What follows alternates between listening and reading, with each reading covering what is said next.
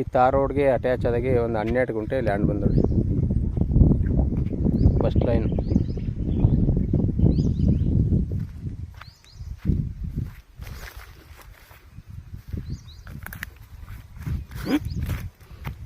ಇದು ಜೋಳ ಬಿತ್ತದೆ ಈ ಲ್ಯಾಂಡು.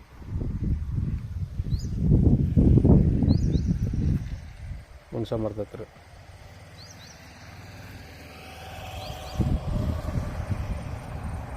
ಆ ಗೋಳಿ ಮರದ ಆ ಎತ್ತರ ಬೆಳೆದಿರೋ ಜೋಳದಿಂದ ಆ ಲೈಟ್ ಕಂಬದಿಂದ ಈ ಕಡೆಗೆ 12 ಗುಂಟೆ ಜನರಲ್ ಪ್ರಾಪರ್ಟಿ. ಲಿಂಗಾಯತರು ರೆಡ್ ಸಾಯಿಲು. ಇದು ಮೈಸೂರಿಗೆ 45 ಕಿಲೋಮೀಟ್ರ್ ಆಗುತ್ತೆ.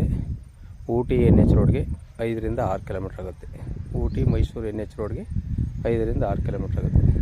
ಇವರು ಗುಂಟು 1.5 ಲಕ್ಷ ರೂಪಾಯಿ ಹೇಳ್ತಾರೆ. ವ್ಯಾಪಾರಕ್ಕೆ ಹೋದರೆ ನೆಗೆಸಬಲ್ ಆಗುತ್ತೆ. General property ಲಿಂಗಾಯತರದು.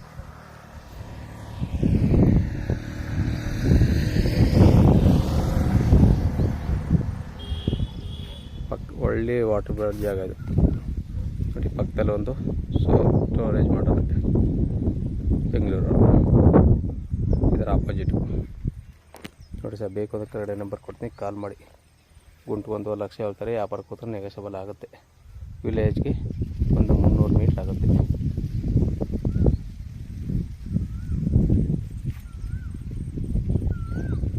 Mysuru Gundlupet Ooty NH 5 ರಿಂದ 6 ಕಿಲೋಮೀಟ್ರ್.